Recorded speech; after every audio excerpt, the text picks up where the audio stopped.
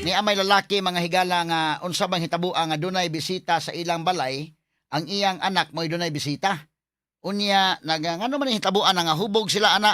Unsa ba nga iya man mahigala nga gi ismukoy ang ilang bisita? Yagi tanan katawa mga sukit tig paminaw. Iyang gi romansa ang ilang bisita, ha? Unya sa diha nga ni reklamo ni nangatarungan siya nga nasayop siya bina kuno niya og iyang asawa.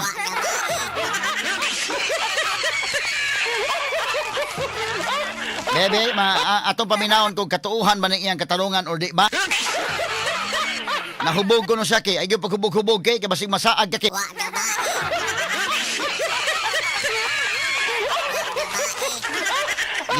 Gipasangin lang yun nag-agwa di pataranta ng kalakihan. Nakaromansa siya sa ilang bisita sa ilang balay kay nagtuo kuno sa iyang asawa. Saan naman nga nahubog kuno siya?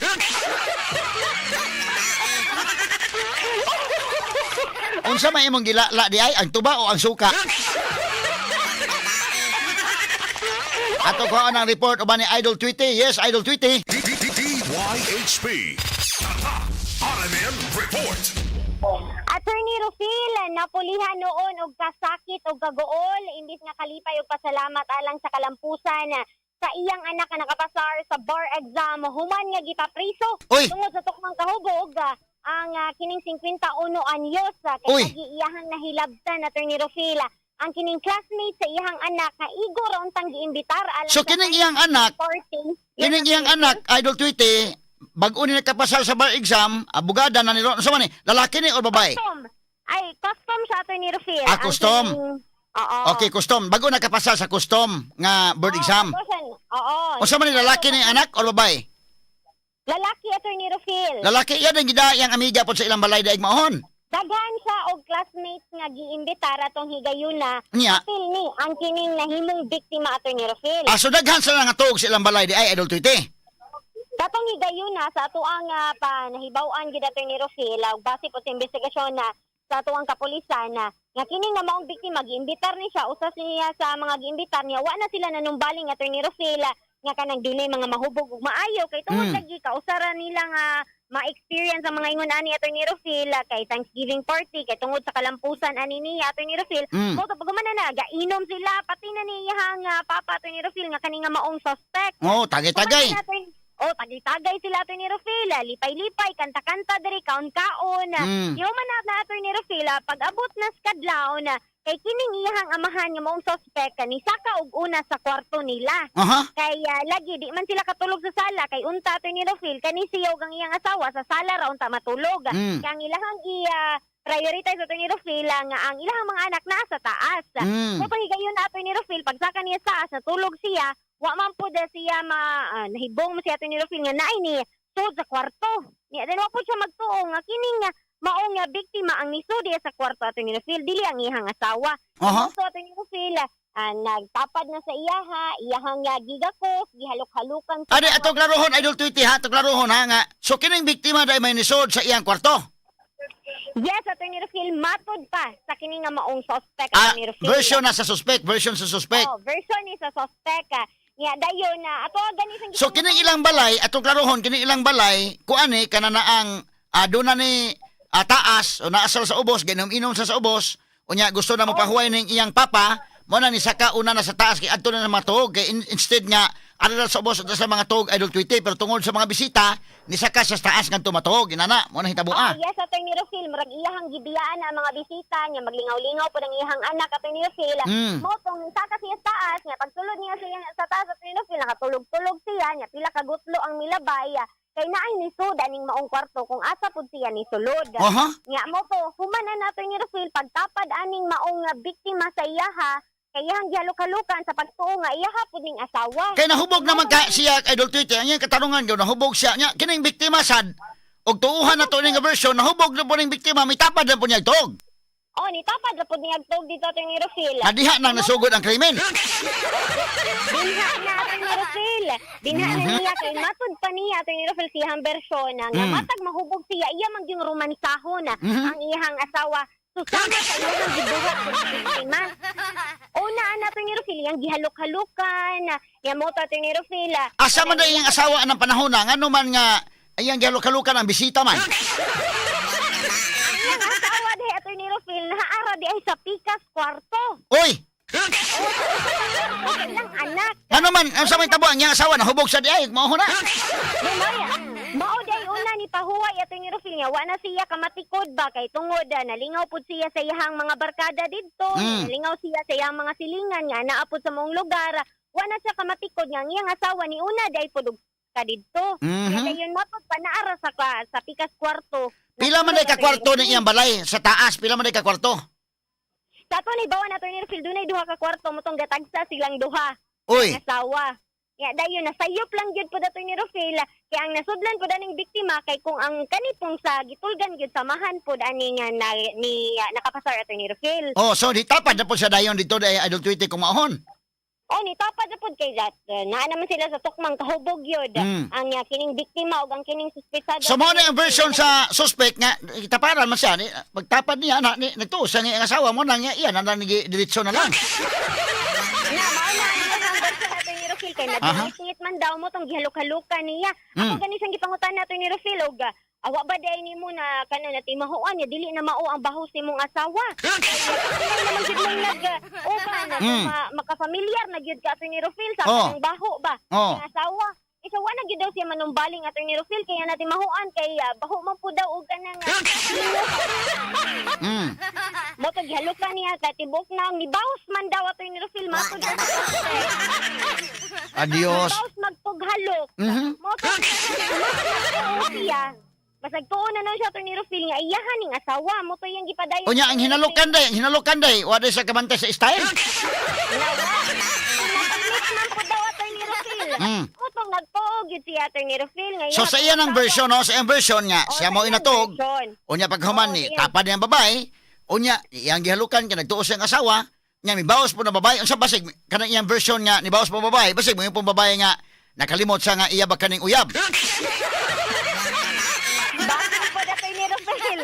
Munay nahitabo kay tungod paguman og baw sa babae ato ni Rufil.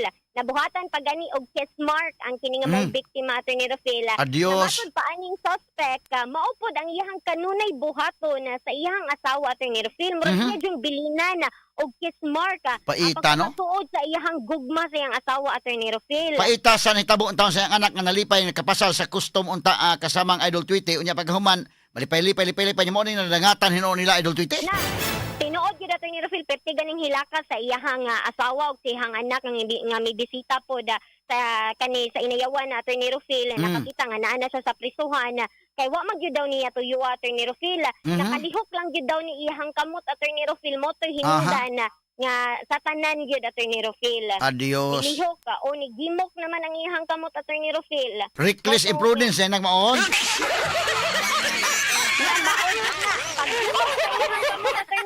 Dito na siya nakamatikod na siya to ni Rufil alam murag dili man ni mao ang bangag nga ako ang gisudlan.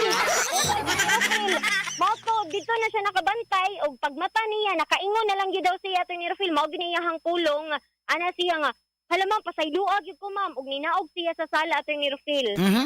So mo na yung version. O mo na yung version ato. Pero unsa may version sa babae? Unsa may version sa babae? Gikalitan siya ato ni Rufil. Lahi-lahi man gud version ang Oo. Unsa may version sa babae nga kuan? Unsa man ni tinuod na nga ni adto sa taas, niligid sa siya dito sa iyang kahubog, nitapad na pod siya ini.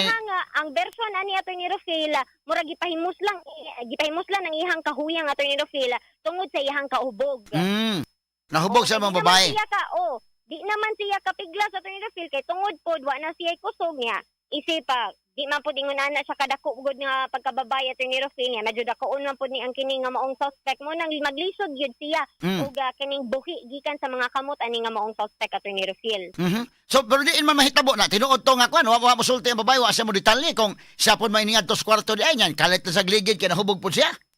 Kana ato ni Rufil nga nakalimot naman sila ato ni Rufil nakalimot na gyud sila kung kinsay nagpasud gyud ani nga maong babay po didto gyud mismo sa mood gyud sa kahubog. Nya kani gani nga mao nga panghitabo. Unsa may lang giinom di ay nga ngano na, unsa may lang giinom nga nga hubog man taon sa maayo Idol Tweety?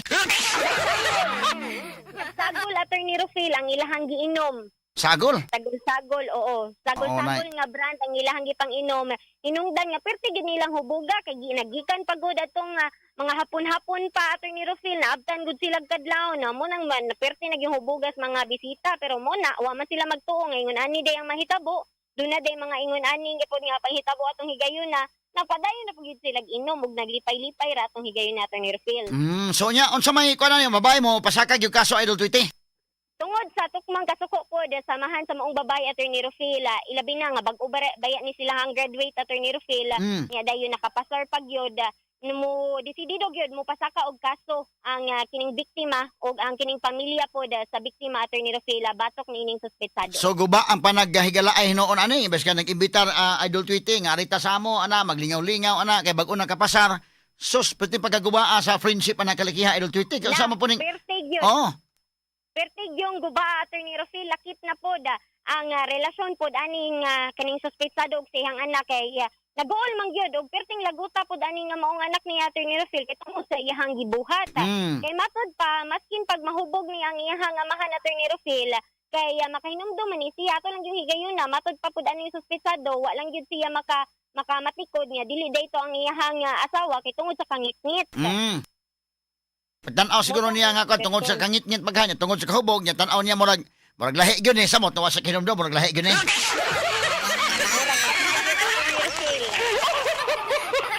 Grabe gyud nang gimok gyud maayo iyang kamot ato higayuna. Sa priso ron nasa inayawan hinoon police station. Nasa inayawan Attorney Rufil ato amang gyud ta tong i-on air para madunggan gyud na gikan mismo sa iyang Attorney Rufil ang iyang bersyon sa storya apan matod pa niya tungod kay daghan siya og mga customer kay usa man ni siya ka marketing Attorney Rufil sa usa ka dakong kompanya sa mga gamit sa balay ug mga offices mo nang nihangyo siya nga mo hatag lang siya sa iyang bersyon apan off the record lang Attorney Rufil. Sos paita ng kalakihan ron sa o man na. Perting paita gyud. Kumbensihon niya ang prititit. Niya dayon na nakapasar pa gyud ang iyang anak sa kining board exam mo nang naglipay-lipay sila panaan na noon sila magtaulog sa kabistahan ni Senior Santo Niño sa sulod na nun Attorney Rufil gipangutan na gani nato si Attorney Rufil og unang higayon ba niya na priso matod pa niya unang higayon gyud niya ni na priso Attorney Rufil kung kanus pa daw noon siya natiguang dinha pa noon siya na priso. Mao ni kalakihan ron. Makaingon to iyang anak nga unsa man sa kapa nga kon magkapa ha? Wawa anak kasamang Idol Tweety oy ang imong anak maoy mo musukmat nimo nga unsa man kapa hubog ka to pa or unsa man to hubog-hubog. Rufil niya makakita gyud ka sa kasakit pod nga nabati sa iyang asawa lakip na sa ilahang mga anak nga nibisita gyud sa iya diri sa Inayawan Police Station Attorney Rufil. Gibisita man pod gihapon gyud si Attorney Rufil ano sila mabuhat kay lagi gipasakaan naman pod ni kaso ang kining maong suspect sa malibog ang kuan ni Idol Tweety ang anak ani di kakasabot unsay gibati nga ang iyang amiga ang iyang amiga giunay sa iyang papa kana nagsagol gyud ang iyang gibati karon Attorney Rufil imbes malipay siya kaguol ang napuli pod sa iyang kaliping nga nabati kay tungod nakapasar siya. Gyud. Okay. So far Attorney Rufil mao na ang kinatibukan nga storya sa kining atuang nakuha dinhi sa Inayawan na Police Station nga giunay gyud ang classmate sa iyang anak.